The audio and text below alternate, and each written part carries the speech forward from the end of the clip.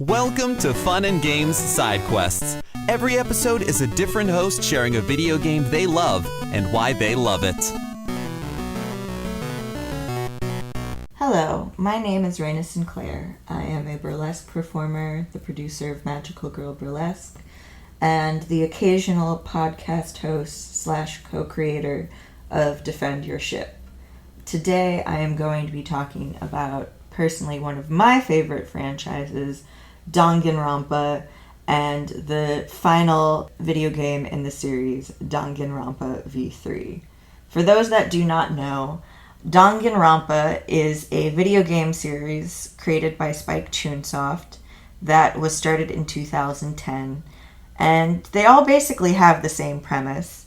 16 high schoolers, all with super high school level abilities, are trapped in a school where they have no memories of ending up there and now must face a deranged robotic teddy bear named Monokuma, who is now claiming that he is their principal and they must all participate in a killing game.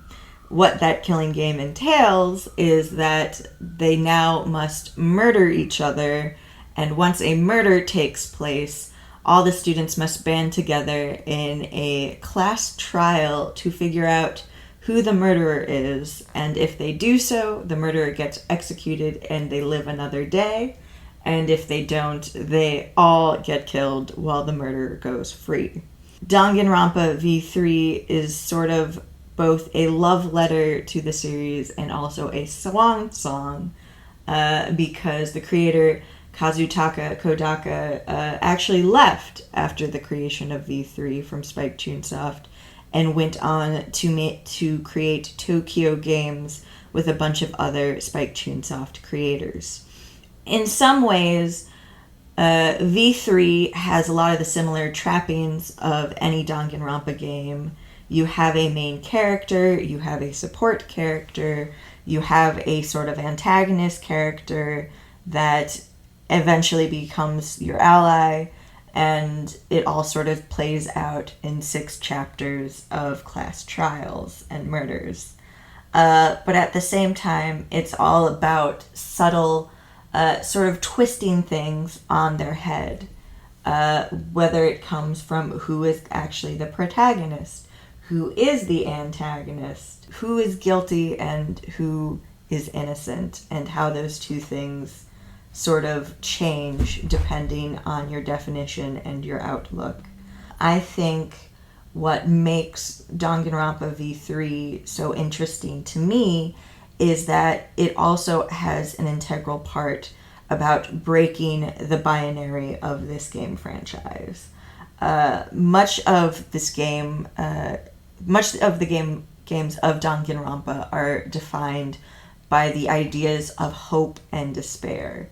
In a lot of ways, it's sort of like Star Wars logic of hope equals the light side, belief in humanity, belief in community and friendship, and that society as a whole deserves to go on, versus despair of nihilism, of wanting everything to burn and be completely chaotic and not caring who lives and who dies. And so much of those two ideals are woven throughout the game series. And I think because it's such a integral part of the games, Kodaka wanted to sort of break that binary and acknowledge that sometimes you need more than either nihilism or just a naive belief in people. You need to go into the unknown and figure out your own destiny and who you are as a person without living by another person's script or to their expectations. Spoiler alert for anybody who hasn't played V3, but it turns out that the video game in the final chapter is a meta commentary about the series of Danganronpa itself and its fans. It turns out that all of these students are actually people who have willingly given up their memories and have auditioned to be in Danganronpa, which at this point was so popular that it turned into its own reality TV competition, with viewers watching it worldwide. Of course, while that is allegedly the story that the characters are told at the end, Kodaka loves to muddy the waters, and so you don't actually know if this is true or not. Just that is what the evidence, some of the evidence, seems to point to.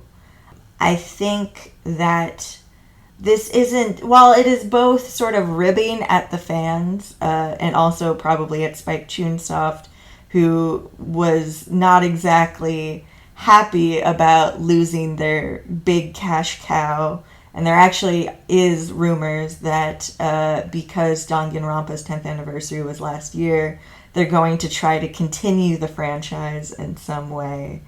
I think Kodaka both loved the characters and the world he created, but also sort of grew tired of it. I mean, anybody, if you work on a project for any amount of years, much less like a whole decade, and it is basically considered your most prominent work, and it isn't even really your own because it's owned by another company, I can understand how that is sort of a really bittersweet feeling of just sort of getting tired of a formulaic sort of work.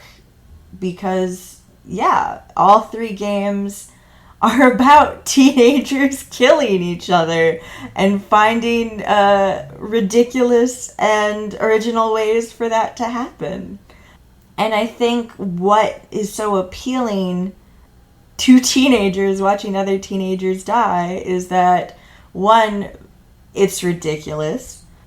There's something so over the top about Danganronpa and sort of taking these teenage feelings of nihilism and angst and trying to figure out your identity and put them at life or death stakes. And also that fans can take sort of their own take on these characters and sort of put their headcanons on them, whether it comes from like their ships to their gender to their backstory. It's sort of a way to expand on the series for themselves and to relate to their own personal favorite characters. And while I think that it is both a good thing and sometimes it can be taken too seriously, like all fandoms can be taken. And I think that is what V3 is sort of trying to get at, is basically a way to say in about 20 hours that it's not that deep, bruh. And that, yeah, sometimes it's not just about good and evil or trying to tell right from wrong. There's a lot of gray area in all people, and that we should sort of embrace that as well. That there isn't a singular good or a singular hope or a singular evil or a singular despair. We're all sort of humans in our own imperfect way, and that we deserve to be celebrated for that and figure out our own identities and be messy. And I think that is my ultimate takeaway from V3, because there are a lot of messy characters in V3. And it's also a lot more filthier. Like, I think this was the first time that it's sort of acknowledged, along with the murder and gore, that these are teenagers. Really fucked up teenagers that have their own goals and ambitions. And teenagers are fucking scary. They're really fucking scary. Yeah, I don't know. I think this is a game in a franchise that I deeply love, and I think that what makes Danganronpa great to come back to is that there's always something new to find. There's always a certain scene or a certain like character that you didn't appreciate on the first go through. Also, just the amount of like extras of like in the AU battle and board game where you get to have interactions with characters that never actually got to meet in the franchise, but now are able to basically become friends in this alternate universe, or seeing two characters that are actually voiced by the same person and basically see this person have an argument with themselves. And of course, there's always the post-game dating aspect or friendship aspect of basically sort of seeing what could happen if you decided to go another route or befriend another person.